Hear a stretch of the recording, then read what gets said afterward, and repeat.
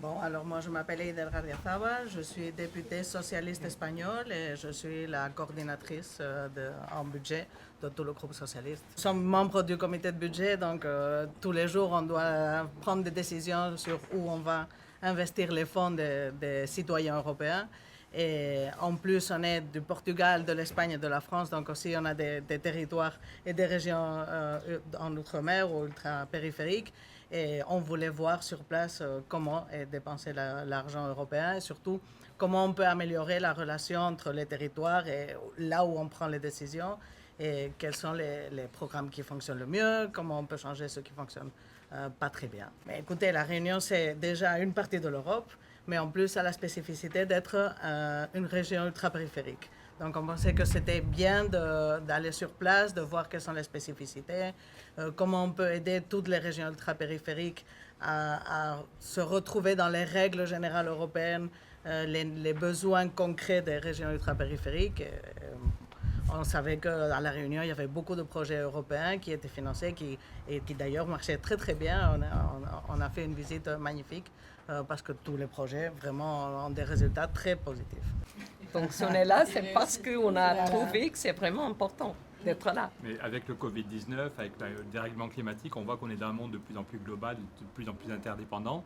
Et on voit qu'à La Réunion, on est en même temps pleinement en Europe et pleinement dans l'océan Indien. Et que on est un territoire qui passe son temps à innover. On n'a passé que 3 jours, mais on revient avec plein d'idées, plein d'énergie, parce que c'est un territoire qui passe son temps à innover. Et donc, on a besoin d'une interface entre l'Europe et le reste du monde et d'innovation. Donc, on était très heureux de rencontrer tous ceux et celles qui sont ici.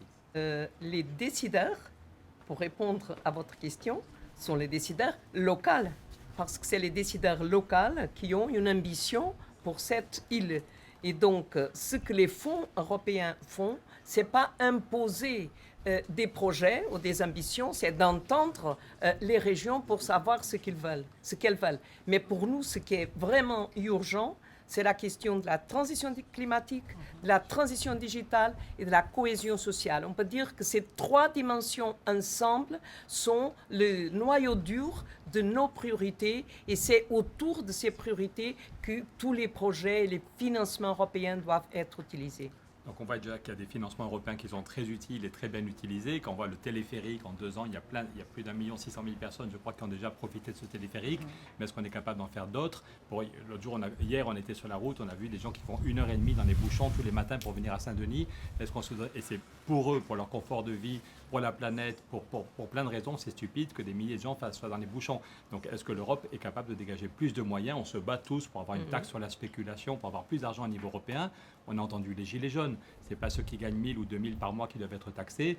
Mais quand on voit que les marchés financiers sont à des niveaux jamais vus, notre groupe se bat pour une taxe sur la spéculation, une taxe sur les milliardaires, pour qu'il y ait plus d'argent pour la Réunion, pour les transports en commun, pour l'agriculture, pour le FSE, pour l'intégration, pour lutter contre l'échec scolaire. Et quand Erika nous parle de son projet d'une école du bonheur, on a envie d'en savoir plus et de l'aider pour que tout le monde en profite ici et qu'on puisse faire des bébés ailleurs en Europe, que plus d'enfants profitent de cette bonne idée. C'est l'importance des régions, de la dimension géostratégique des régions ultrapériphériques. Parce que ce n'est pas seulement au niveau de la mer, au niveau des zones exclusives de la mer, etc. C'est au niveau géostratégique. Ces régions ont un rôle très important. Et ont un rôle encore plus important au moment où l'Union européenne est en train d'investir beaucoup pour renforcer son autonomie stratégique. Et donc, ces régions sont des éléments clés pour renforcer l'autonomie stratégique de l'Union européenne. Mais comme vous dites, c'est une partie de l'Europe. Ces régions apportent une valeur ajoutée à l'Union européenne, clairement. Merci beaucoup.